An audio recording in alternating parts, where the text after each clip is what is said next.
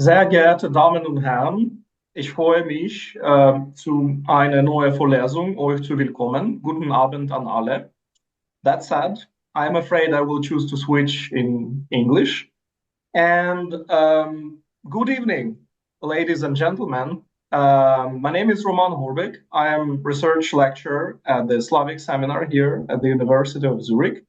And today I am especially honored to introduce our new special guest in the lecture series, Global Narratives of Disinformation, Dr. Jade McGlynn, Research Fellow at the Department of War Studies, King's College London.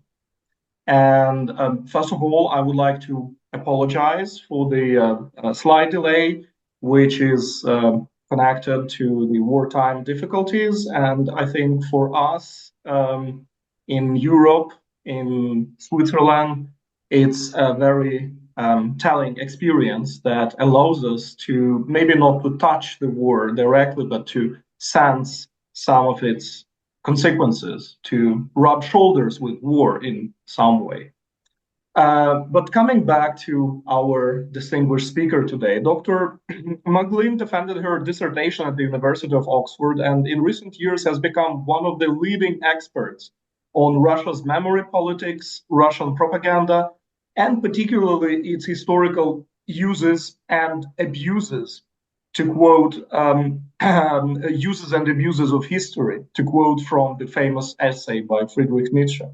Dr. McGlynn has published two wonderful books, which are, by the way, used in teaching here at our university, and according to my direct knowledge, at universities of Basel and Uppsala, as well as undoubtedly many others. In Russia's war, Dr. McGlynn meticulously builds a persuasive case that the current Russia war on Ukraine is not just Putin's war, as some would want to believe it, but in fact is supported by broad segments of Russian population, indifferent and cynical, or cheering and jeering to a genocide of Ukrainians.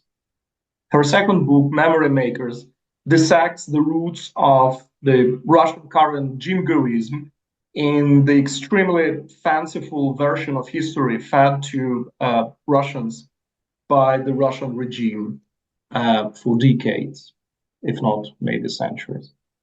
Apart from these books and numerous articles and conference presentations, Dr. McGlynn is also an embodiment of a modern scholar, actively shaping debates in the media, having made contributions to numerous top platforms from CNN to The Times, and participates in policy work. Dr. McGlynn's lecture today is titled Russian Propaganda in Wartime Ukraine, which promises to be an intriguing addition to her earlier work, now focusing on how the Kremlin propaganda machinery may still be at work, even in the country that seems to have eschewed it the most, suffering from its brutality in the most immediate fashion. I will just make two notes here that this lecture will be interpreted into Russian. And if anyone would like to hear the Russian track, please press RU or RU on the globe. Just look for the globe symbol down at the screen. On my screen, it looks, it's actually hidden under more as a globe and word interpretation. So this is how you can switch to the Russian track in case you want to hear it. And also questions during the questions and answers session may be asked in English during this lecture. So if you would please ask your questions in chat in English, so we would really appreciate that. Right, but we are looking forward to this intriguing lecture and presentation. So I'm no longer willing to stand between you and that intrigue. So now, without further ado, I am honored to pass the word to Dr. McGlynn. Jade, the floor is yours. So please. Thank you so much, Roman. It's quite hard to live up to that introduction, especially because I've first of all kept the audience waiting, for which I'm very sorry. I'm currently in Kharkiv, and there was a number of issues with connecting, and I think that's also reflected in the blurriness of my screen as I'm joining from mobile data. But onwards and upwards, and thank you very much to University of Zurich, to Roman for moderating, to Sylvia for organizing, for all of you for attending, to hear me speak today. I'm very proud, of course, to be able to do so from Kharkiv, and I'm very proud of my friends and of all the other heroes who fight and have fought to keep this city free and continue to fight despite 2.5 longer years of nearly incessant bombing. Um, I'm in Kharkiv because this is where I do a fair amount of my research now, but also because I love this city. And I think, like many other people, on the 24th of February, I thought that I would never see it again. From here, I'm able to do a lot of my current research about the occupied territories, including by spending time in the deoccupied territories and speaking to those who've been able to leave. Given the sensitivity of the topic we're going to discuss today, in some later parts of the talk, some of what I say will be perhaps may sound slightly vague. I'm happy to clarify whatever I can, but sometimes that won't be possible. And the main focus of this conversation today will be Russia's use of propaganda and communication strategies in those territories of Ukraine that it occupies. And we'll see here from the main slide pictures all sent within the last couple of weeks of Yellow Ribbon's new campaign, or at least new branding within the campaign. And Yellow Ribbon is an organization, a non-violent civil resistance movement for Ukrainians who want to express their patriotism, who want to express the fact, for it is a legal fact, that their cities are Ukrainian cities. And we see here from Melitopol, Skadovsk, Enerhodar, Novakhovka, which is slightly small, a Donetsk one, and then also right in the corner, Berdyansk. So for those of you who aren't familiar with Yellow Ribbon's work, I would recommend taking a look, because the types of propaganda and communication strategies that Yellow Ribbon is helping to punctuate, to perforate, are not merely a byproduct of war. They're central to Russia's broader political and military strategy. From Crimea's annexation in 2014 to the 2022 full-scale invasion, Russia has systematically employed an array of communication tactics to manipulate public opinion, control the narrative, and foster a repressive atmosphere. In this presentation, I want to delve into the types of propaganda deployed, the media consumption habits of people in these regions, and the overall impact of these tactics on the populations under occupation. In doing so, I will use examples drawn from conversations in the field to illustrate some of the effectiveness and limits of Russian propaganda efforts. Russian president, or dictator perhaps, rather, last formal visit to Ukraine was in 2013, and going into his full-scale war against Russia's neighbor, it felt like both his and Russian propagandists' understanding of the country appeared stuck in that same year. Russian elites simply refused to acknowledge or understand the development of Ukrainian civic and national identity. The information and psychological operations deployed by the Russian Federation in the south and east of Ukraine in 2022 deployed the same methods and scripts as had been used 8 years prior for the occupation of Crimea. To explain the photo as well, this photo is taken from a deoccupied village in Kharkiv region called Sirkuni, so it's just outside Kharkiv. It's a destroyed Russian tank, and on the tank it says, with a deliberate misspelling, to Berlin. So they're taking the mickey, they're laughing at the Russian Great Patriotic War obsession, constantly saying, Ukrainian soldiers wrote this, not Russians, on taking the trophy tank to Berlin. Taking the mickey out of the Great Patriotic War obsession and the obsession with pretending that their brutal invasion of Ukraine is anything akin to that war. Upon taking a locality, the Russian occupying forces seized the offices and equipment of Ukrainian internet providers as one of their first steps. They seized the mobile phone operators, they install their own networks, and they block access to objective news sites and rewire internet traffic through Crimea, through Russian providers that are in Crimea. Having isolated the territory and its people, having placed them under digital surveillance, the Russians then, as a rule, reactivate FSB-handled local public opinion curators, potential planned collaborator officials, and in 2022, relaunched local pro-Russian social media accounts. Depending on the scale of destruction they inflicted, Ukrainian residents under occupation could acquaint themselves with the Russian alternate reality version of events through newly installed Russian television satellite dishes, of which more later, or via the roving buses topped with loudspeakers proclaiming Russian benevolence to starving Ukrainians queuing for free bread and water. The initial narratives deployed by pro-Russian channels in Ukraine mirrored those of Russian domestic propaganda. So we've got some of the lines here, and I'm just including pictures of some of the cities. Not all of these cities are occupied, but they're all destroyed. And this image is taken from the International Center for Ukrainian Victory, just, I think, as a helpful reminder when we do study Russian propaganda to just keep the reality of what is actually happening alongside.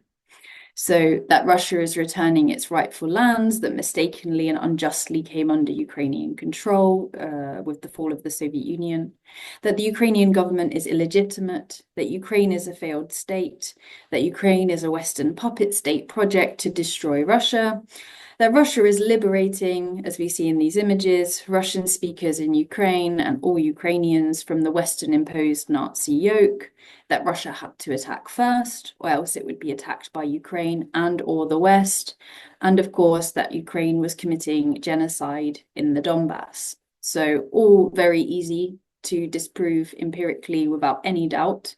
But these are the narratives, these were the kind of key propaganda lines in phase one, so immediately following the full-scale invasion and occupation of new territories in 2022. In a disorienting wartime situation, compounded by an information blockade, the Russian occupiers' channels filled a void for people desperate for access to news of any kind. The blocking of popular non-Russian social networks targeted people's ability to form horizontal ties or support networks for food and basic essentials at the time that they needed them most. In such circumstances, people are looking for news not so much out of curiosity or for in-depth analysis, but in order to survive, to know where to avoid and how to get food. The price that people in newly occupied territories had to pay for this information was to listen to this propaganda on repeat. The longer the propaganda continues under conditions of isolation, the more effective it will be, especially when combined with torture, executions, and other repressive measures against those who speak the truth. This is the context through which Russian propaganda in and towards the occupied territories must be understood. However, despite all of these conditions, the Russian propaganda in the liberated parts of Kherson and Kharkiv oblasts appeared to have pretty underwhelming results insofar as large numbers of residents assisted and welcomed the Ukrainian armed forces as liberators. In part, this will be because of the short amount of time they were occupied, but there were also other reasons to do with the propaganda itself. Failures that the Russian Federation occupation authorities appeared to recognize themselves. Following the failure of this first phase of propaganda, in which Russia simply tried to impose on Ukrainians in occupied territories the Russian or alternate version of reality of the so-called special military operation, the Russian occupiers switched to a second phase, a second style of approach, which had two tiers. So after September 2022, so after the liberation of Kharkiv region and as the liberation of Kherson the city and the occupied part of the right bank of Kherson region was becoming inevitable, Russian-imposed officials mentioned the special military operation and events on the front less and less in those areas which remained occupied. The overall impression was as if the occupied territories had not simply been returned to Russia, but they had always been Russian. In this telling, the Ukrainians were occupiers and aggressors, with cities like Zaporizhia, which was never taken by Russia, consistently referred to as temporarily occupied by Ukrainian militants. This shift, though it may seem odd, was in fact an admission of defeat. The Kremlin understood that it could not simultaneously produce effective propaganda for Russians, both those living in the territory of the Russian Federation and those many hundreds of thousands who have relocated to the occupied territory since 2014, and at the same time create propaganda that was effective for Ukrainians in the occupied regions, especially in the newly occupied regions. And so they decided to create a sort of two-tier propaganda system. The first tier, aimed at Russian audiences, comprises statements from collaborator officials, the output of newly established regional outlets of Russian federal media, for example, RIA Novosti Zaporizhia, and official collaborator Telegram channels. The core messages in the Tier 1 propaganda follow logically from the Russian content directed towards Ukraine during the first 6 months of the full-scale invasion. And so we'll move on first, but we'll move on in 1 second, but just to explain this map as well, this is the new map of Russia by the propaganda outlet, the pro-state outlet, Argumenty Fakty, and it shows, of course, the entirety of the regions that have been occupied that are not legally part of the Russian Federation. They are internationally recognized as part of Ukraine, but it also shows all of Kherson and Zaporizhia as part of Russia. This image is taken from a youth education training center in Mariupol recently, in the last sort of 6 weeks. So what are the narratives? The core messages in this Tier 1 propaganda followed logically, as I said, from the Russian content we saw in phase 1. So under occupation, everybody is living better due to Russian generosity, that the return to Russia is a return to normality, as Ukraine and Russia belong together, that Ukraine is a failed state of Nazi terrorists, and there is no Ukraine, it is just a puppet used by the West. Claims of Russian generosity were undercut by the well-documented difficulties under occupation, even in those cities that were partly rebuilt, unlike Popasna, Soledar, and Bakhmut, for example. Even in those cities that were partly rebuilt, for example, Mariupol, many of the buildings advertised as new build residences were uninhabitable. Those that were inhabitable were being sold pretty much only to newcomers from the Russian Federation as part of a deliberate attempt at settler colonialism to lure Russians to the so-called new territories, the occupied territories, with very high salaries and other perks in order to help dilute the Ukrainianness of the regions. However, none of this reality was really allowed to interfere with the facade of revitalization created by the Russian occupiers and legitimized through paid propaganda from local collaborators such as the YouTube and Telegram bloggers Anastasia Kozhevnikova and Masha from Mariupol. Unfortunately, some Western media have also visited Mariupol to show the Potemkin facades too, though I doubt that they were paid propagandists in the same way, just a bit silly. Readers of official channels could learn that everything was improving because everything was becoming Russian. Education, for example, was being improved because the occupiers had rejected the Ukrainian curriculum. Central to Russian propaganda in the newly occupied territories is the constant invocation of an imagined past. We see it here, for example, this was 30th of September, so just yesterday, a sign to sort of advertising for the day of the reunification of Donbass, and Novorossiya with Russia, it says one country, one family, one Russia. And there's quite a lot even to unpack in these statements. So let's do that, but we'll do it in a sort of roundabout way. Whilst very focused on the Soviet legacy in general, the Russian occupiers have also sought to appeal to a longer historical pedigree to argue that occupied Ukraine is inherently Russian land.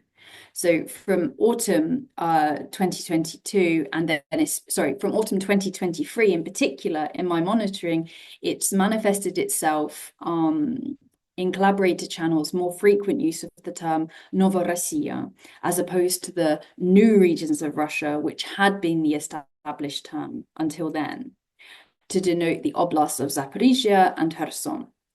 The term Novorossiya had largely disappeared from mainstream discourse in a consistent way. It was still about, but it wasn't so central after 2014. But its re-emergence last year, so in 2023, also heralded a geographical shift, as Donbass is now not normally included within the imagined lands of Novorossiya. So, for example, if we go back to the 30th of September 2023, so a year before this, on the 1-year anniversary of Russia's unrecognized annexation of these 4 Ukrainian regions, Putin declared, Donbass and Novorossiya have made their choice, and the people of Russia supported them with all of their heart, understanding that by defending our compatriots in the Donbass and in Novorossiya, we are defending Russia itself.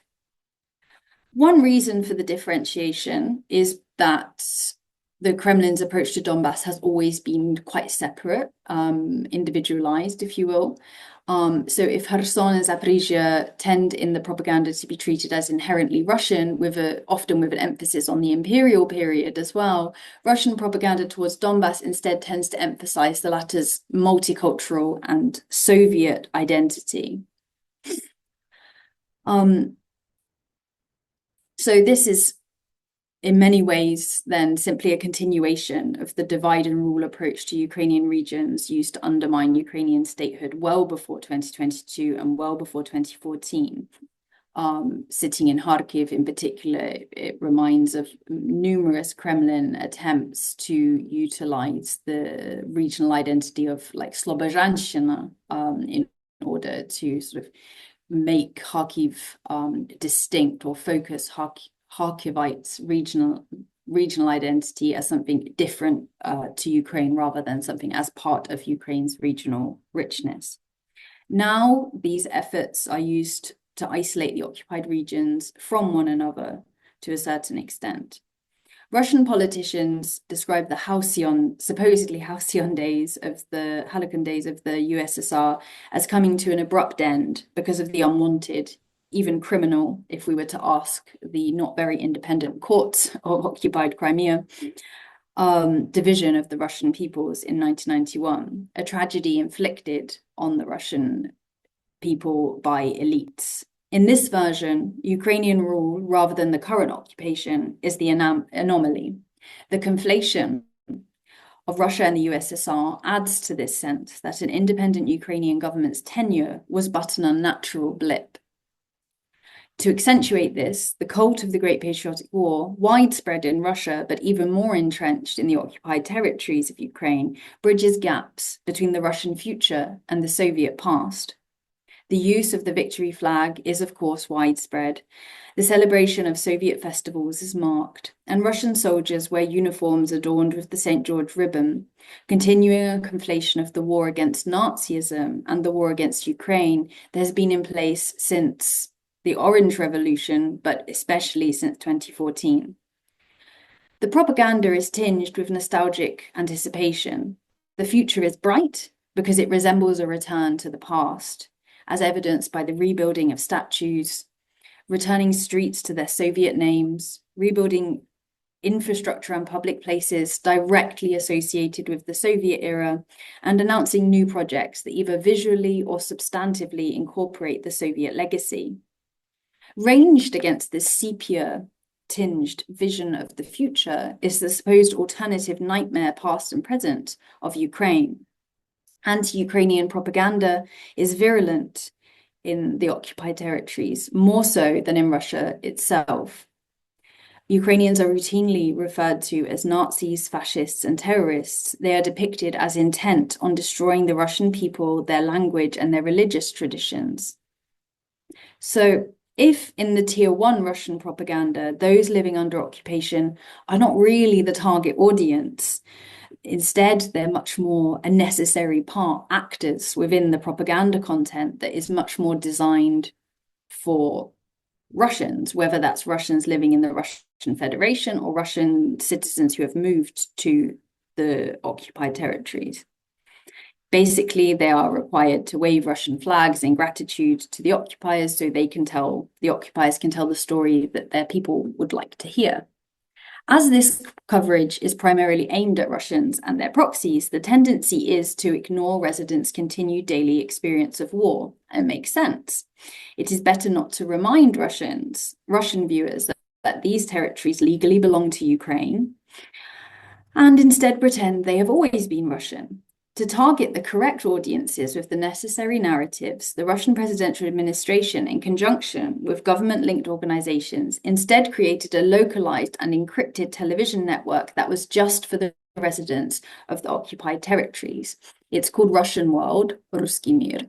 And we see, I've included here a screenshot on this screen from the satellite's kind of web page, and we see here a free package of television channels for residents on the territories of Donetsk and Luhansk People's Republics, Zaporizhia and Kherson regions, and the Republic of Crimea and the city of Sevastopol. So it's just for those areas. This second tier of Russian propaganda comprises newspapers, television, telegram channels specially created for regions under occupation.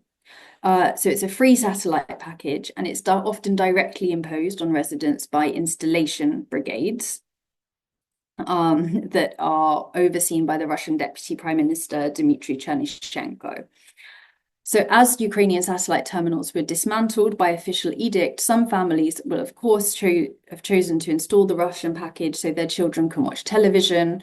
The Russian World package has a lot of television, children's TV channels, and I think any parent can understand why you may wish to get access at any cost to television, sometimes with bored children. Russian World also provides access to 20 other Russian channels and to 10 local channels across the regions of Kherson, Luhansk, Donetsk, and Crimea. These 10 channels are mostly unavailable outside the occupied territories, and the package is encrypted. So others in Russia, Ukraine, or abroad cannot find out really what they are telling viewers. You can get clips and snippets, but it's hard. While the main topics of the regional channels and the federal Russian television channels, from what we have been able to get, are broadly similar to minimize dissonance, the framing differs.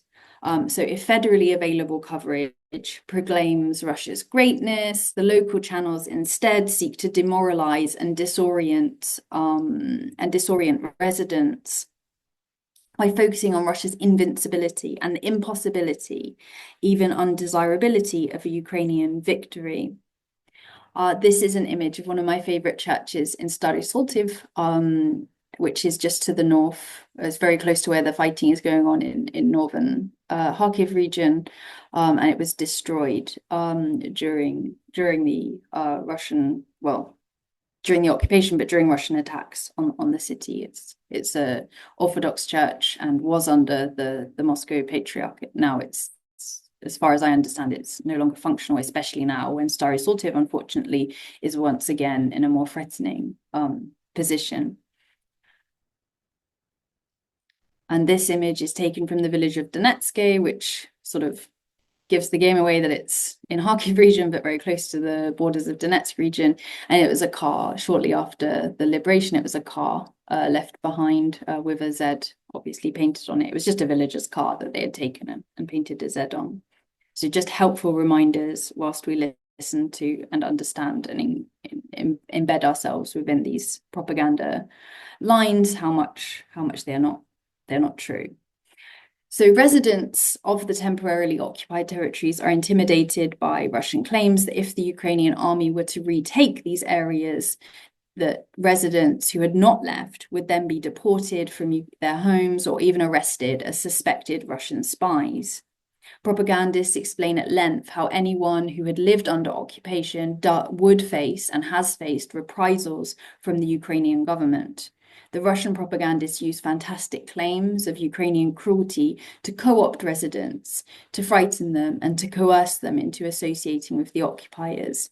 For example, it's been well documented that Russia has forced Ukrainian citizens to obtain Russian passports in order to have access to basic healthcare, medicine, sometimes even food provisions. And in Luhansk region, they've even threatened to remove newborn children from parents who have not taken Russian passports. Now, having done so, Russian propagandists and officials also tell the occupied territories that Kiev will treat and punish as collaborators any bearers of Russian passports. At the same time, unofficial pro-Russian Telegram channels promote the narrative that Ukraine has betrayed its people in the occupied territories, that it left them to the Russians, that it did not come back for them. And now, like it or not, everything will be as Russia planned. Of course, if you believe that your country has betrayed you, it becomes much easier to justify betraying your country in return, especially if you are starting to think that it is pointless to wait for a liberation that may never come. And even if the Ukrainian army does come back, maybe they will see you as a collaborator. These people may worry because they had to obtain a Russian passport. Why not just make a new life for oneself and one's family and integrate into the new Russian order?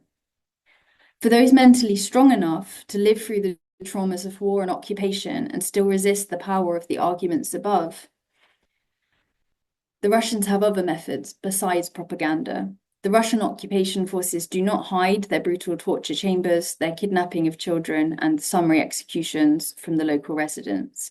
Everybody knows the cost of resistance, and the Russian world regional television channels' intense focus on the exposure and punishment of what they call Ukrainian terrorists, so patriotic Ukrainians, including children in some cases, mean nobody is likely to forget this. Ultimately, Russia's lies are bolstered by a regime of fear and isolation that it can impose on the territories it occupies, and of which its Tier 2 media strategy constantly reminds audiences. It should be noted that some are able to access alternative media on the occupied territories via VPN or via Telegram or YouTube, just as in Russia itself. However, unlike in Russia itself, the repressive situation regarding media and media access is much more stringent in most places.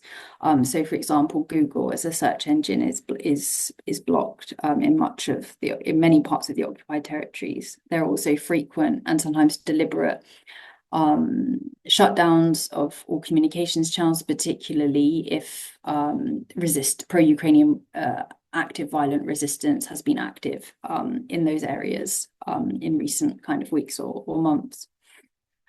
And of course, the general atmosphere itself is much more repressive from an already very low base of an incredibly repressive situation in Russia proper.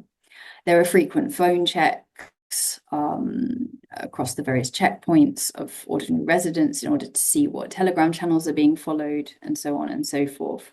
Despite this, from conversations and from the small, very indicative, not representative data, it would seem that most people are able, probably around a majority of people that we've spoken to, have used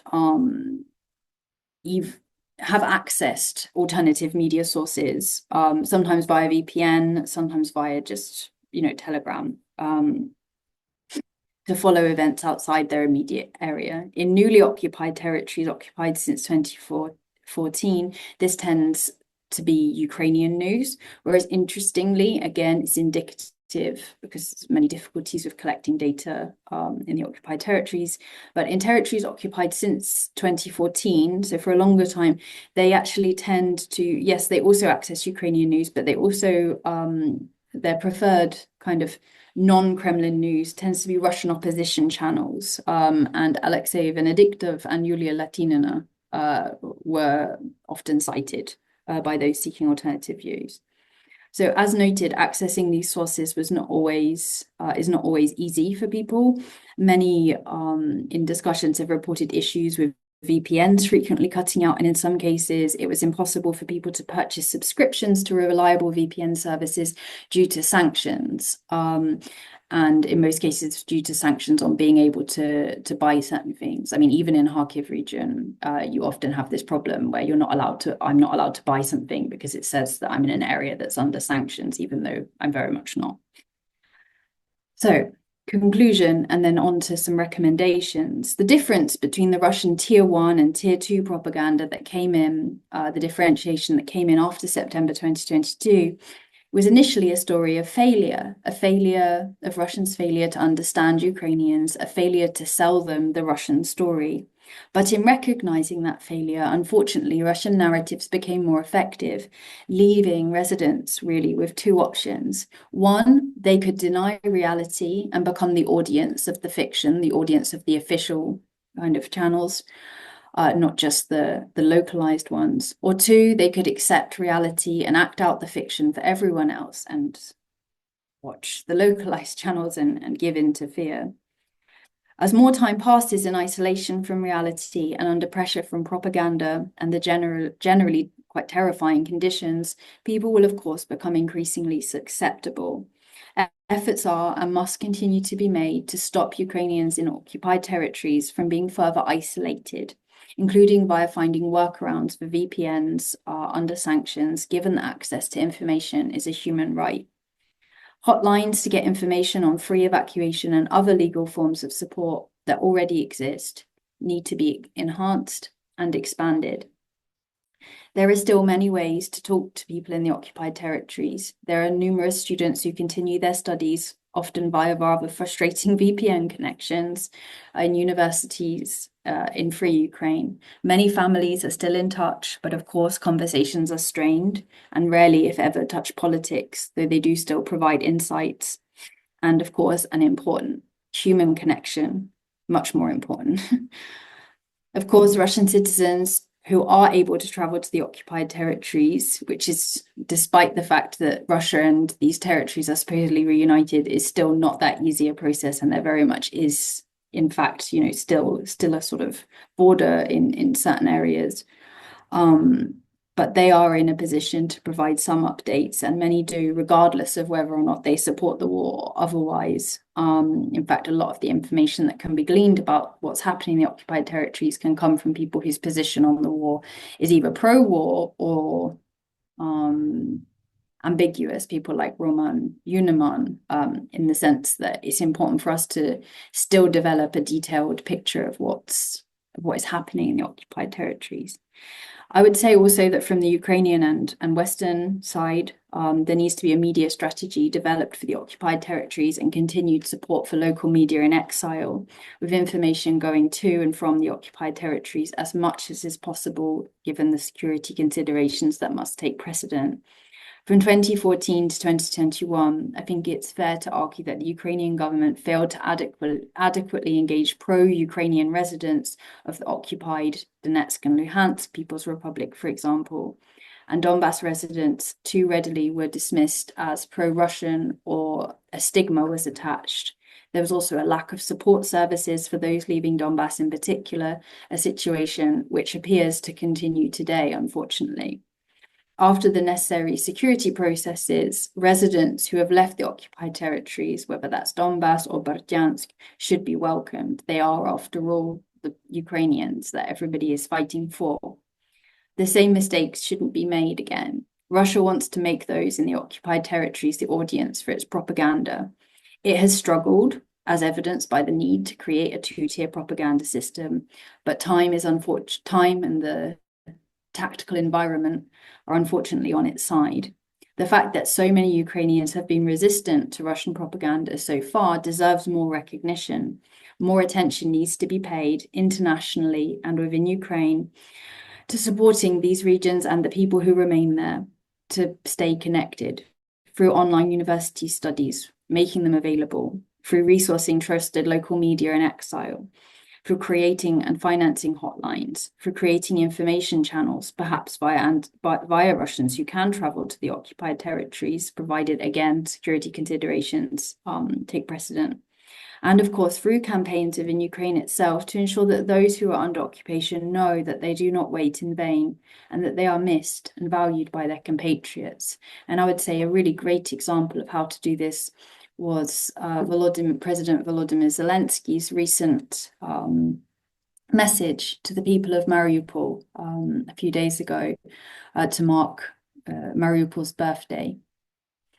Unfortunately, for now, it looks like that's a message that probably a lot of those Mariupolites who weren't able to leave the city perhaps will not be able to access very easily. But there are things that can be done. And just because the situation cannot be fixed, it cannot be made perfect. In the words of George Orwell, half a loaf of bread, or perhaps here a slice of bread, is better than no bread at all. And I think that's the strategy I would recommend. Thank you. Thank you so much, Jade, for this unique insight and for this very profound and eloquent presentation and analysis of what is going on in the occupied territories. I think for me, it really underscored and maybe in some way maybe sensitized me to the fact that propaganda is never only about words or images, that it is always, or in any case, very often tied in with very physical, very corporeal domination.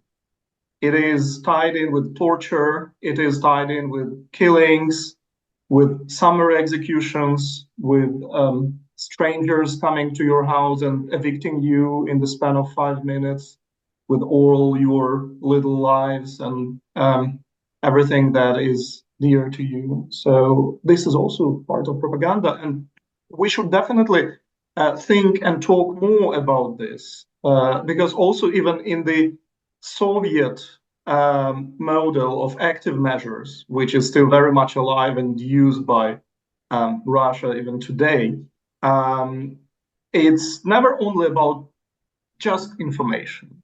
It's always it always includes things like assassinations, for example, right?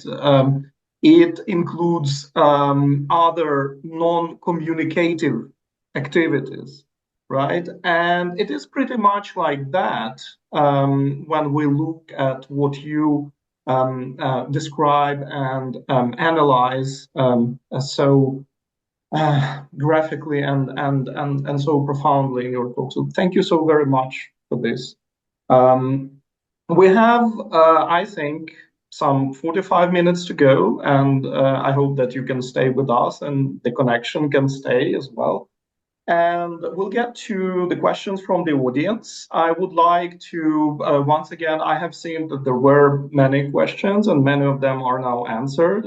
Thank you, Sylvia, for taking care of it. I'm sure there will be more questions, so please think about the things you would like to ask Dr. McGlynn as a person who does research in the midst of things happening, these horrible, breathtakingly horrible and heartbreaking things happening in Ukraine right now. And in the meanwhile, I would like also to ask a few questions, if you do not mind. And I would like to start, I don't know, maybe with a slight provocation, if you allow. You mentioned, I found it also quite interesting that information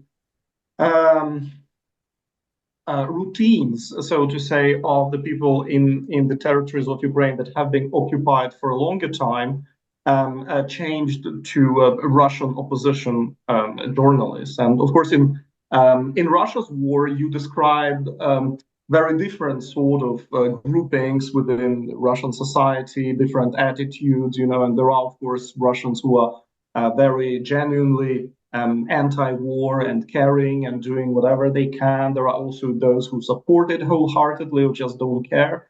But there are also always those, Russian oppositional figures and, the so-called Russian liberals who always have this chip on the shoulder and say that it's always Russians who suffer more, and they would maybe, listening to this presentation, they would say, well, so what? Russians still suffer the most compared to this. Russians suffer the most from propaganda because they have been exposed to it for like 20 years or more. Russians get imprisoned, Russians get also tortured and so on. So yeah, we still suffer more than that. What would you tell those people? I'm going to be honest with you. I probably just wouldn't really see any point in having that conversation. I think if somebody, and I have to say, nobody has ever said that to me from Russian liberals. I think I've been quite, despite, one can agree or disagree on different elements, but I have been very pleased after some initial disquiet regarding the comments of the political prisoners who were released. So Ilya Yashin, Kara-Murza, and a whole host of others. I've been pleased that there's been a focus on, if we want a democratic Russia, then Ukraine has to win. I think that was I was very happy with that shift, because also I think it's just common sense. I think Russia, there is not a huge demand. I think it's fair to say for liberal democratic Russia, there's a very long, among the population, I think there's a very long explanation of why that's the case. It's not because there's something innately undemocratic about Russia, though certainly there are socio and historical and cultural legacies that are at work there. But that is just kind of what all of the evidence that we have so far, flawed as it may be, points to.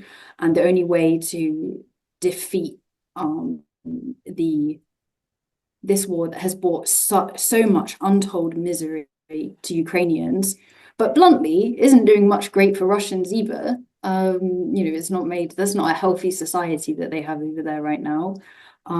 Is for the ideas that launched this war, these genocidal, imperialistic, maniacal ideas, to be defeated. Unfortunately, I would say that it feels we're quite far away from that. That feels like a dream and an aspiration. And that's a shame. It's mainly a shame. It's mostly a shame. It's a tragedy and a travesty for Ukrainians. But like I say, it's probably the best thing that could happen to Russia and Russians would be for it to be defeated in this war, because it's not a healthy society that puts up plaques to, child murderers or murderers of grandmothers and proclaims them heroes. So I would say that. But I think, I suppose, to the kind of broader point that I think underpins your question, one of the aspects that I get asked about a lot now, kind of senselessly, because it's not really my specialism, is, okay, how would you say the military balance of power? Say, well, okay, we can see what the military balance of power is because we have lots of good military analysts and lots of information. But one thing that nobody ever talks about is the societal balance of power, and how much Ukraine and Ukrainian society is being put through in terms of the incessant bombings, in terms of the energy infrastructure attacks, which are continuing, are likely to be enhanced, and for which we're likely to see at a minimum 700,000 refugees, so Ukrainians leaving the country this winter, and up to 5 to 7. The highest number I've seen is 7 million Ukrainians leaving in the result of energy blackouts. The people of Russia are not living their best lives, to put it very mildly, and there are some very, very brave Russians who have been put through hell and rape and torture. But the vast majority of Russian citizens are not especially affected by this war. Certainly, if we start to talk about the conditions that Ukrainians are put through of, sitting in Kharkiv, I think, which is why I would not continue a conversation with somebody who said that. However, nobody has said that to me, to be fair. So I won't get too annoyed, this imaginary person. Yeah. Well, I can imagine. I saw some utterances like that on Twitter and social media. Oh, I could believe somebody has said it. Don't get me wrong, I could believe it.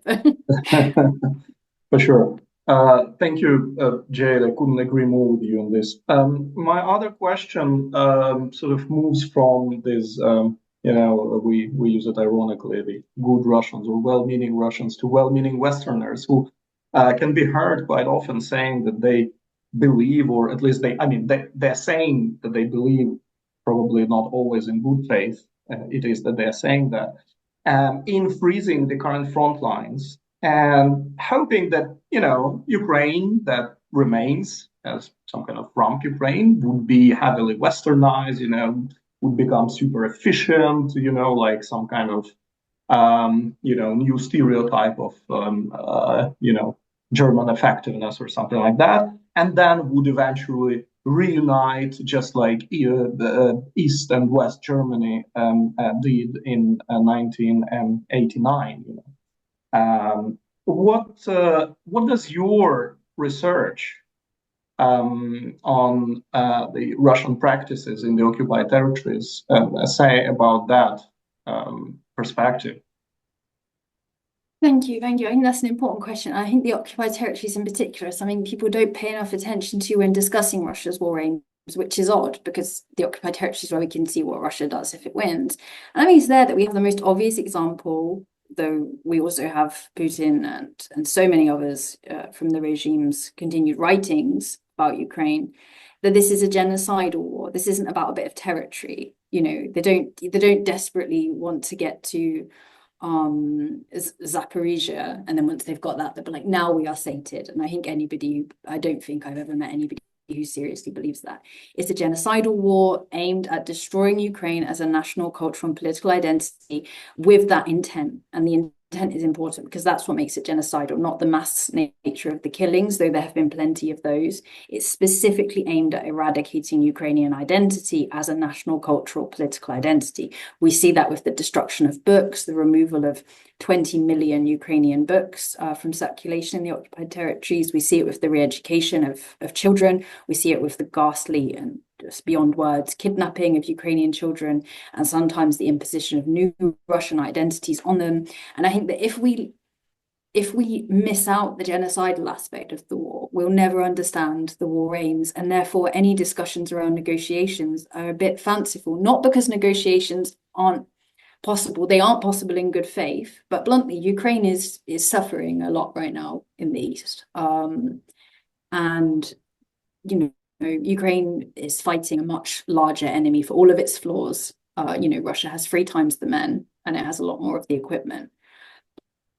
I can see that if one was being honest and understood it was a genocidal war, you could make the argument to have a freezing of the front lines, provided that you said, and then straight away, this is what happens, these territories go into NATO, these are the security guarantees that are provided, this is the longer term plan, but right now we just need to freeze things just to stop Russia taking even more territory. But that's not the conversation anybody's having. Nobody's realistically talking about quick accession to NATO. Nobody's realistically talking about very quick accession to the EU. Quicker, yes, but I'm still waiting for somebody to explain to me who's going to tell the French farmers about the agricultural changes. I mean, the EU is a tricky monster. Though as a Brit, I won't go into too much on that because it gets awkward. But so I think that's the problem we have right now is that for me, I mean, I was on a panel last week with the Foreign Secretary of the United Kingdom, and he spoke very well and very eloquently of his esteem for the Ukrainian people, and I deeply respect that, and I'm very proud of the Labour government's commitment to Ukraine. But the issue is one of complacency. I think that I still feel that people either do not get, or leaders do not get, or do not want to get what this war is really about. And I think a big reason for that, to be honest, increasingly is fear. I think it's fear, and I think it's also a little bit of shame that we have let this happen, because many people, I'll just speak for Britain, and because that's obviously where I have more experience, many people, the vast majority of people in Britain are very, very, very pro-Ukraine, and the same is true of policymakers. And I think that they understand, that we understand that we have let Ukraine down, and as a result, people try to listen to people who tell them what they want to hear. You know, oh, it's fine. When under the economic pressure, you know, either Putin's going to die any day now, or alternatively, oh, well, they'll have to give in soon. We've seen that Putin does not care how much misery or death he brings to Russians. And he does not care how much economic pain he brings to ordinary Russians. That's, you know, this is part of a much broader geopolitical project and a genocidal obsession specifically with Ukraine. He's not going to give up on either of those, and he thinks that he cares more about destroying Ukraine than the West cares about saving it, and that he's not been proven right yet, but he's definitely not been proven wrong. And what happens in the coming months, I think we'll have sorry, it's obviously a very intense answer, but I'm in an intense place and it's intense times, and you yourself, you're obviously Ukrainian, you know better than me. You know, there's a lot that you'd have to be a fool to predict, unfortunately. Oh yeah. It seems that there are indeed a lot of history lessons that the Western democracies did fail to learn. As a brief follow-up on your answer, I mean, I totally agree with you with the definition of this war as a genocidal war, and perhaps we could also call it an ethnic cleansing. And I really admire your use of the concept of settler colonialism earlier in the presentation, because it is indeed happening on a massive scale. And, you know, this is a combination of words. This is a phrase that is being thrown around a lot these days, you know, but not always, you know, with as much substance as it is in Ukraine. And it's not even talked about that much. So thank you for mentioning that. But speaking about this destruction of the Ukrainian identity, the war on Ukrainian identity, do you see that that the Ukrainian identity is allowed to somehow survive or exist, at least as a sort of a regionalist identity, or an ethnic quirk within the Russian nation or something like that? I mean, they allowed this separate Cossack identity in southern Russia, which is also to a large extent indeed about assimilating ethnic Ukrainians, right? Because those Cossacks who allegedly make up a separate nation, right, in southern Russia, like some of the, especially if we talk about the Kuban Cossacks, they are indeed ethnic Ukrainians. But is this kind of ethnographic, regionalist, but at least slightly distinct identity is at least a little bit allowed somehow, or it's just like total negation? It's just like we're all Russians and there are absolutely no differences, and you are Russians, and you get what I mean. Understood. I mean, the big problem sometimes talking about the occupied territories is obviously one has to generalize, but I would say realistically, we're talking about arguably four different approaches. So obviously you have Crimea, which has its own approach. Then you have the areas of the so-called DNR, LNR that were occupied since 2014. And then you have the newly occupied territories. But you could even within the newly occupied territories make a distinction between those areas that became part of DNR, LNR, and Zaporizhia and Kherson. So they all have different elements going on. In general, they're quite careful to, in general, yes, Ukrainianness as a kind of regional identity can be okay. You still have, you know, famously one Ukrainian language school in Crimea, the sort of Pochomkin school, the token Ukrainian school. My understanding from speaking to sort of Crimean resistance who have since left is that this school is, you know, taught very badly, and it's a similar situation with Crimean Tatar language, where you can have classes.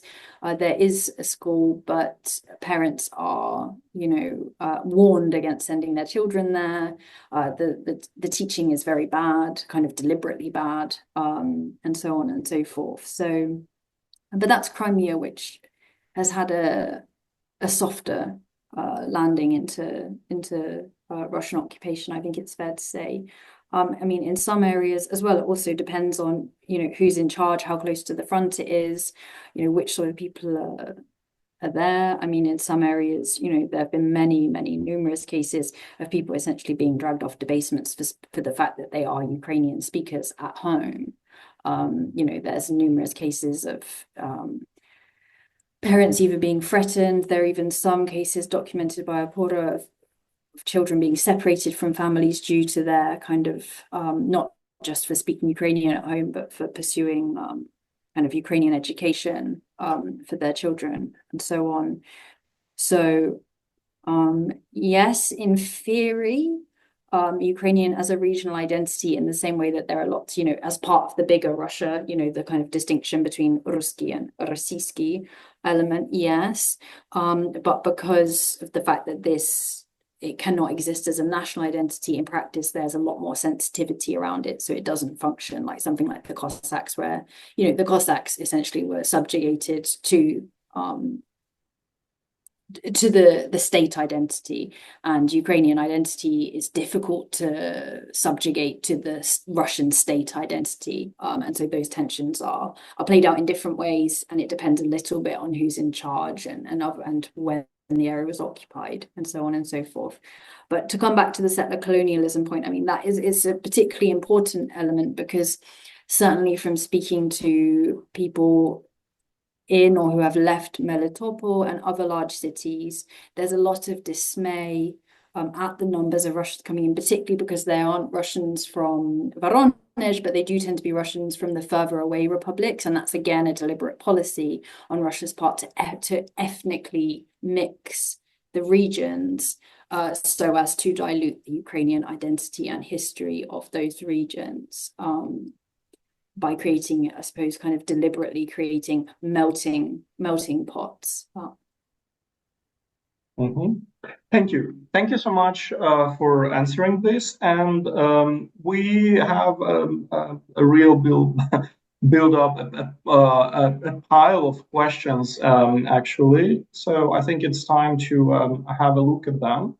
And the first question that I can see is, how do Ukrainian counter-propaganda efforts compare with those of Russia? And what challenges do they face in combating disinformation? So what would you answer to that? I think, Ukraine has always been wonderful in the fact that even when its state can be a bit weak, society is very strong. And I think that there are some excellent examples of, I mean, I wouldn't even call it counter propaganda in the case of a lot of these civil society initiatives. It is just about getting information to people. So Eastern Variant in particular, Donbass SOS, Crimea SOS, often these organizations function both as media, but sometimes also as, they provide other forms of support. I mean, there are also lots of examples. The case of Izum, I'll type the name in a second into the chat, but Izum 1908, but let me double check, which was a local media organization where some of them stayed under occupation and some of them left, and they were able that way to kind of then continue getting information out, getting information in a way that was really important. So often I think the best sources are the local sources, and also sources, that can speak directly to that know and understand some of the particular regional specificities of the areas and the struggles. I think what has certainly been less successful would be Ukrainian state-led efforts. I think in particular the kind of the DOM Free DOM channel. Not because it doesn't create good content, it does, but there have been a number of issues, such as the fact that it doesn't really get to many people, and it didn't even before 2022. Some of the other issues have been problems to do with staffing, like it's been plagued by scandals, because I think a few of the more senior officials working there were turned out they were collaborators, essentially, or they were tried for collaboration, sorry.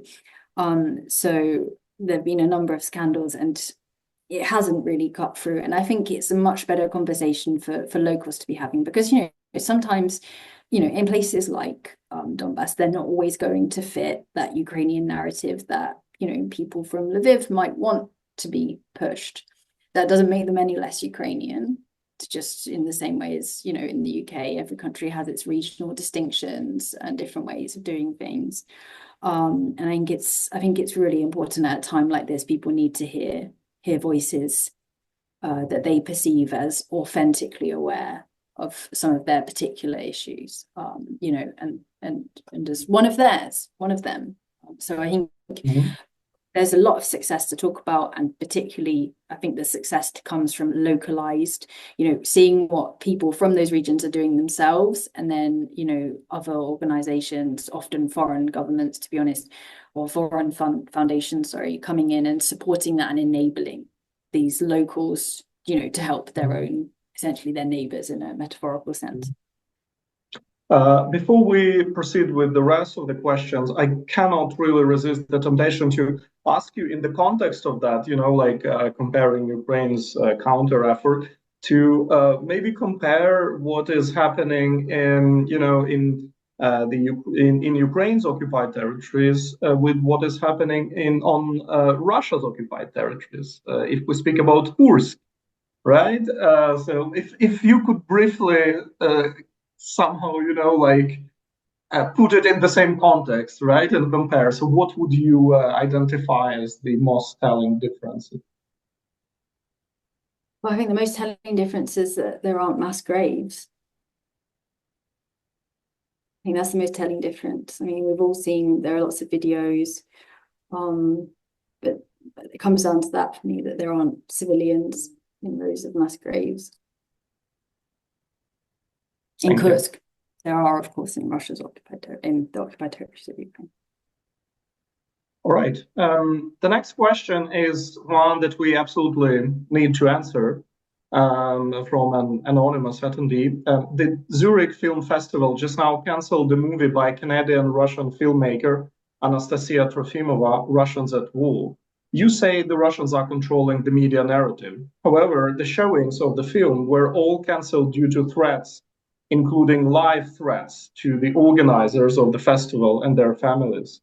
Who do you think sent those threats, the pro-Russians or the pro-Ukrainians? And who is, in this case, not to mention countless others before, effectively blocking freedom of speech and therefore democracy as such, for which Ukraine supposedly stands in the path of Russian propaganda? Thank you for the lecture. So this is this anonymous question. I mean, I'm not sure I did say that Russians control the media narratives. Obviously, they do in the occupied territories, which was the focus of my lecture. If we come to Trofimova's film, I think I innately don't like to see things censored. I think the problem is rather why this film was chosen to be funded, because there are just certain things, as somebody who researches the occupied territories, that don't make sense, like how she was able to go into the occupied territories without official agreement, especially considering that she had spent the previous kind of decade making documentaries for Russia Today, which is obviously a state. So I think those are kind of the more important questions as to kind of how naive and how poor our lack of knowledge of Russia is.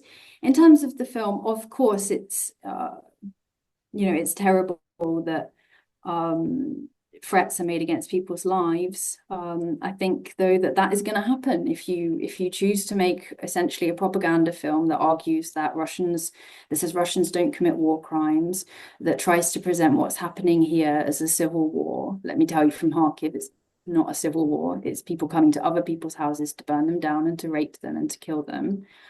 It's Russians coming to Ukrainians' houses to do that. I think that if you do those things, if you try, then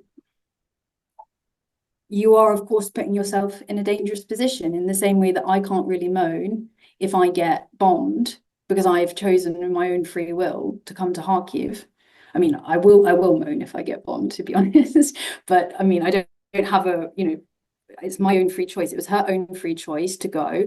And based on my own objective understanding of the reality of filming in the occupied territories, to go and to essentially knowingly make what I think is a propaganda film that tries to justify or whitewash or soften what is a brutal genocidal war, then you are going to put yourself at risk. That in no way justifies people sending, death threats, etc.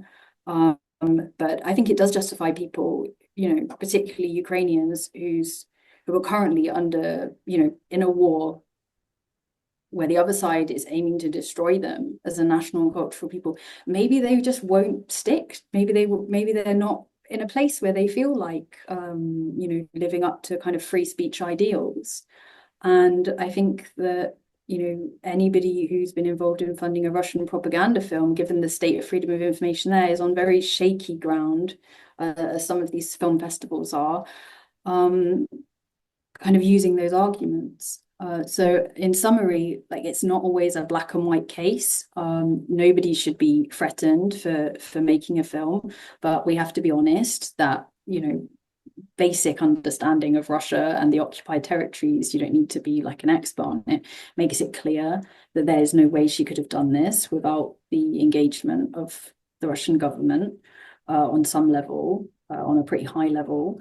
And, she has spent the last 10 years, though for some reason it was scrubbed from a lot of websites, making documentaries for Russia Today, a Russian state, propaganda outlet. So it's reasonable to have questions. It's reasonable if people who are going through a genocide do not want a film that's deliberately targeted at Western audiences to try to soften that or try to deny that genocide, to protest against it in a fair way. And I think the bigger question is why cultural elites such as film festival organizers and governments were involved in funding and promoting this film in the first place. I think that's who the question is to.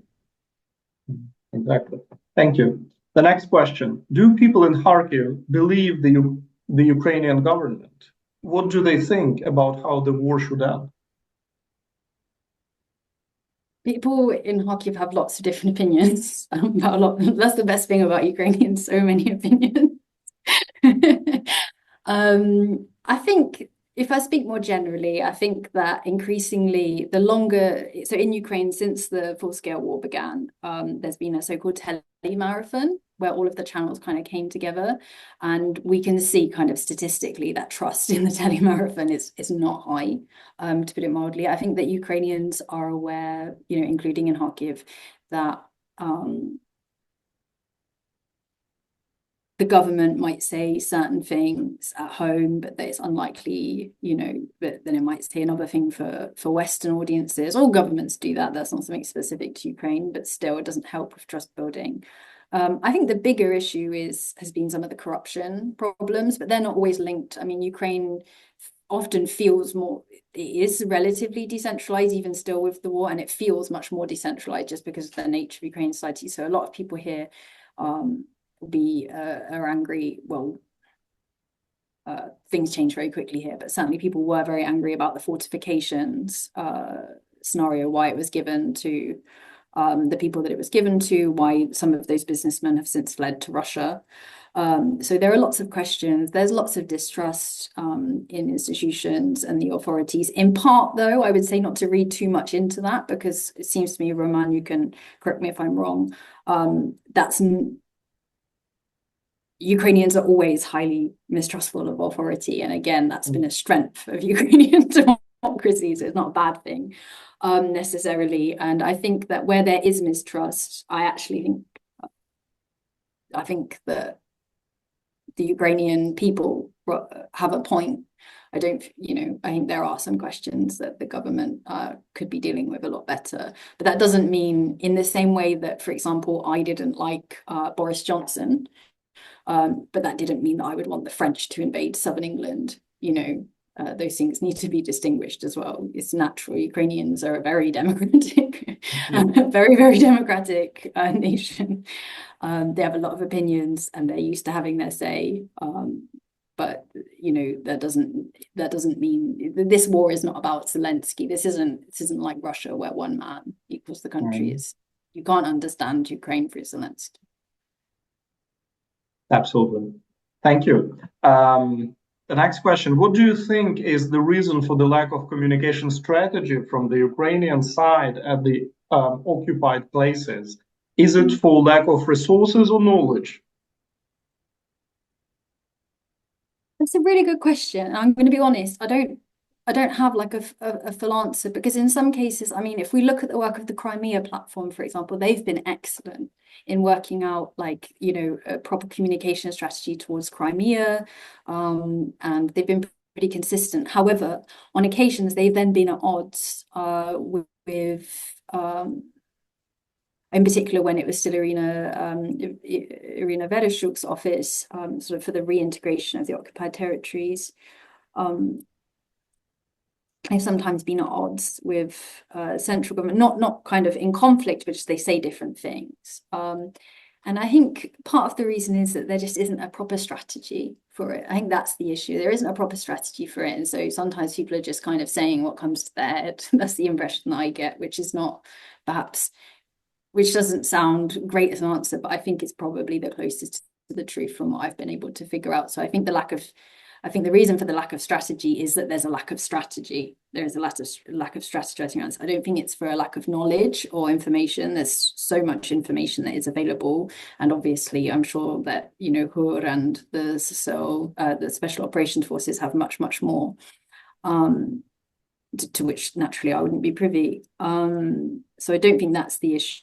I think the issue is one of not working out a centralized strategy. Though again, that said, I think if we focus too much on the center, we miss the fact that, you know, there are different organizations and huge pockets that actually really are doing great work, but it happens on, you know, not on the state level necessarily, but on kind of maybe even the middle state level, on the regional level, or within different bodies or agencies. So just because it's not being done centrally, which for me, as somebody who's from Britain, a ridiculously centralized country, and studied Russia, again, a ridiculously centralized country, took me actually a good few years to kind of work out that just because something wasn't happening in Kiev didn't mean it wasn't happening, you know, just because there wasn't an idea. But so it can be quite hard to understand, but often these things are happening, but it's not always clear where you would go to look for them. The next question, wondering what percentage of Russian population is actually aware of what's really happening. Are they interested enough to try to find out from Western news via satellite what situation their nation is in? Well, it's always difficult to put percentages. I think, though, that it's important to remember that both YouTube and Telegram are not blocked in Russia. And on both YouTube and Telegram, you can access, you know, the vast majority of sources, Western or indeed Russian opposition. And if we look, for example, at the most popular socio-political channels, so channels that discuss politics, the war on Telegram, because TG Stat kind of includes them, the overwhelming majority are pro-war, either very strongly or pretty pro-war. And so people are choosing to go on Telegram to watch those things. That's not because, again, I think we need to be careful and remember the reality of the situation. Why would you want to believe the truth if you lived in Russia? Why would you want to believe the truth of what your country is doing? Like, it's brutal. Sometimes I don't want to, you know, sometimes I don't want to believe some of the stuff I read. It's horrible. It's horrible to think that human beings do that to other human beings. Particularly the stuff relating to children. I wish that it wasn't true. And if I lived in a country where people were consistently telling me, you know, other versions of reality in which I'm the good guy, I would be pretty tempted to believe that as well. Oh, you're on mute, Roman. Yes, sorry. Yeah, I believe that your book, Russia's War, is basically, and it offers an extended answer to that question. So I do recommend to check out this book, which is really great. And the next question, as a researcher in the field of wars, what is the motivation of starting this particular one according to your point of view? Well, I think genocidal war is one definition that we kind of talked about, but yeah, would you specify a little bit more as to the causes, reasons? Yeah, I think that in the kind of regime ideology, if you will, Ukraine as a separate national cultural political identity has to be destroyed and subsumed, subjugated into Russia. And this is part of Russia's kind of geopolitical reimagining of the world, in which it returns to its rightful status as a great power, as the West is degrading and there's a kind of vying for new influence in the world. The subjugation of Ukraine is part of this wider geopolitical project. So it's both about Ukraine, like specifically about Ukraine, but also part of this broader kind of conflict with the West and Russia's geopolitical position. Ukraine is kind of the center of gravity for all of it. Mm-hmm. Thank you for clarifying once again. Another question, what is your current research work in Kharkiv? Well, I don't know if you can or want to share it, but yeah, if possible. So it's twofold, really. One of them is to understand, essentially to do that kind of the sort of field work I used to do in Russia before 2022, but to understand what's going on, because I do think that, if you go to, I also like to go to Kiev and go to the lovely fancy restaurants. However, you're not going to have the sort of conversations and meetings and even just that kind of immersion within the atmosphere to understand what things are really like in the more frontline cities, if we put it that way. So part of it's that. The second, because, as you mentioned in your introduction, I increasingly advise sort of governments or officials on these matters, and I feel like I have a moral duty, if I'm going to be making these kind of statements, to at least, to have understood as much as I can, bearing in mind the limitation that I'm not Ukrainian. So I will never be able to feel like the true horror and pain of it, because it's not my people that a genocide is being waged against, but there's still things I can do to at least approximate that knowledge as much as possible.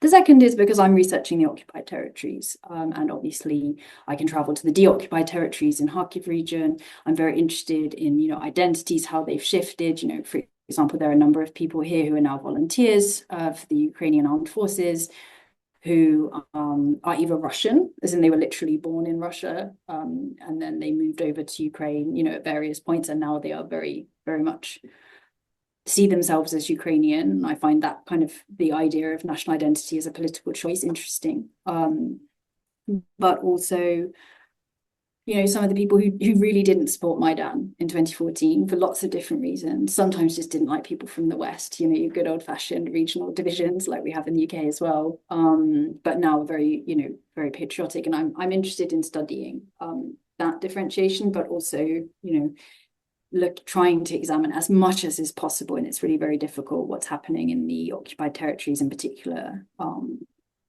resistance in various forms, violent and non-violent. Thank you. All right. There are two questions then in one, and we are gradually coming to a close. So I would like to ask you to maybe answer them briefly, if possible, because we'd like to maybe try to do them. Yeah, if you have time. So the questions are: how much does the lack of internet information access in occupied territories influence the information that goes out? In other words, how well is Ukraine informed on the situation in the occupied territories, and how could they work around the lack of access? And this is the first question, I understand. And the second part of it is, would the availability of VPNs in those regions help the Ukrainian military government directly? And if so, why haven't they demanded this on an international stage? So how well informed? Pretty well informed. I mean, lots of my friends here in Kharkiv still were in touch with their families who live in, occupied areas of Luhansk. So, I mean, the information is there. Obviously, the issue often is getting this information, bluntly, in a way that is usable for research purposes. And, this is a big issue I have as well, which is why I tend to focus on things like the media, like kind of production, because there's no way to really have these conversations and get research, like ethical research approval, to be blunt, like in a way where you could publish them. Yeah, you could refer to them, but even still only in very vague ways, because you're going to put these people at risk, even if they're very willing to speak to you. So it's essentially a question of being able to do applying research ethics. There's lots of things, like I wrote a report, for example, on the resistance in the occupied territories, and that just took it, and rightly, but it just took so long, both for security reasons, for research ethics reasons, to actually get it to a point where it could even be published. And I think that's part of the issue. So I think in general, there's a huge amount of information, particularly in Ukrainian. There's particularly in those areas, closer to the region, in Dnipro and Dnipropetrovsk region, for example. There's a lot of people like from certain areas of Donetsk here. You have a lot of people also from Donetsk, but also from Luhansk. There's entire networks of communication, so it's possible to find out what's going on. In terms of the VPNs, I think the issue for the Ukrainian military and army isn't the lack of VPNs. It's because they get there's lots of Telegram bots and other ways. Well, whether you use Telegram bots is a different question, but there's lots of different bots, signal bots, to send coordinates, for example, of Russian military, and the Ukrainians frequently do that. Ukrainians living on occupied territories frequently send that information. There's a very active resistance. The problem is that Ukrainian armed forces or special operations forces can maybe hit 1 in 10, 1 in 20 of the targets that they have. So the problem is not a lack of knowledge. It's a lack of weapons, lack of ammunition to target those things. So that's probably why they wouldn't ask for it, because the information isn't a problem. I mean, in the world we live in today, particularly if you're dealing with Russia, where everything is for sale, you can get the information if you want it. The issue is more, what can you then do with that information? Exactly.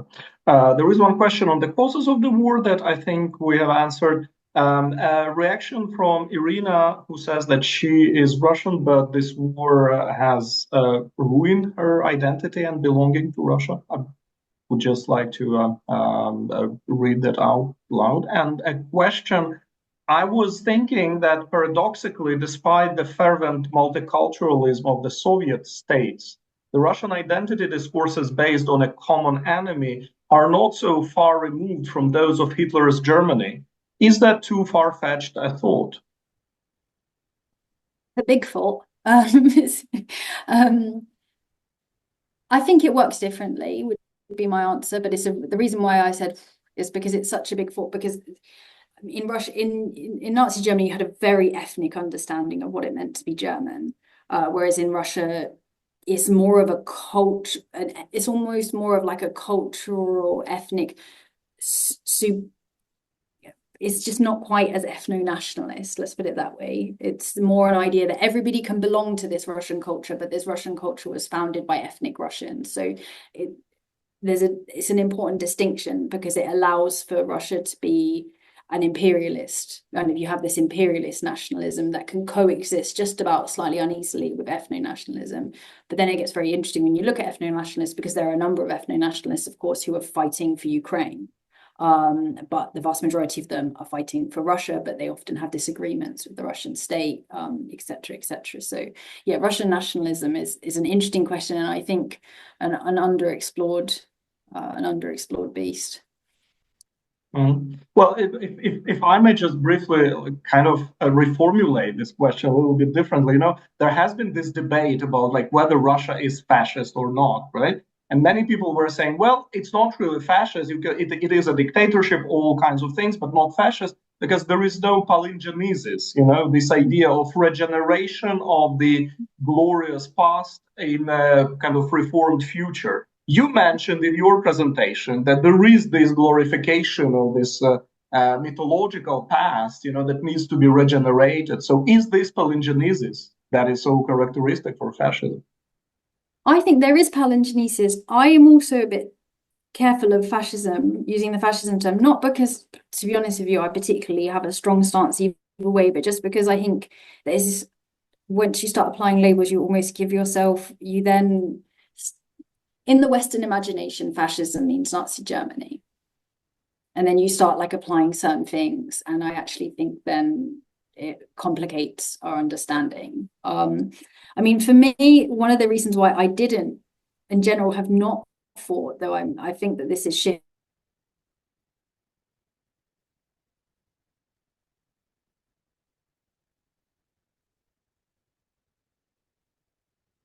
Right, I think we're having a bit of a problem with the connection. I hope it gets restored. And we still have some questions, maybe 2 questions to answer. Yes. And we are, in any case, we're going to wrap up in a moment because, yeah, we have reached basically the end time of this lecture and this conversation. It is worth noting that it started a little bit later, so I think it's also basically it would be justice to Dr. McGlynn and her research to give her enough time. But I think I'm afraid now we have lost her completely from the meeting, which probably means that unfortunately these final answers will remain unanswered.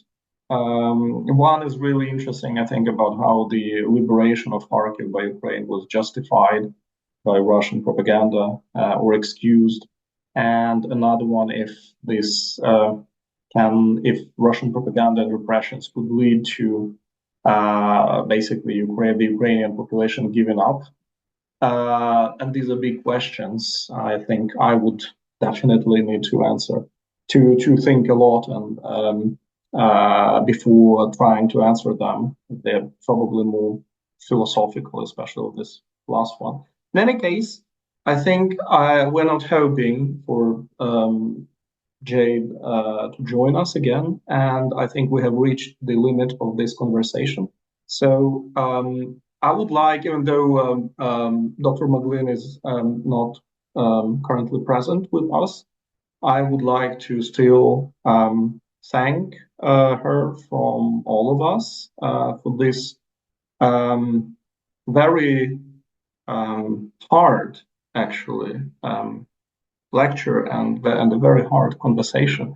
Not because they were not eloquent or elegant, but because they were dealing with really heavy stuff and going straight to the heart of the Russo-Ukrainian war and also straight to the heart of the problems and the sad condition in which we find our world today. So it is people like Jade McGlynn that give us hope that this is something that can be improved. So thank you so very much. Thank you for coming. Thank you for attending. Thank you for your questions and interest. I hope that you enjoyed this conversation and you found it interesting and helpful. It has been recorded and it will be published accordingly as promised. Thank you so very much. And I think this is it for today. Thank you and goodbye.